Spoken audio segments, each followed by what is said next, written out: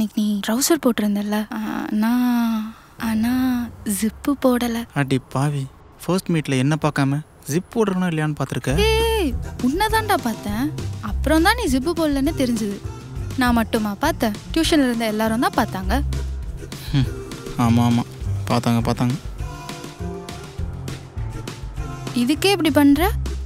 அன்னைக்கு நீ ஸ்பைடர்மேன் ஜெட்டி தானே போட்டிருந்த. என்ன பேட் கேர்ள்? ஓ, அப்போ நீங்கள் சார்?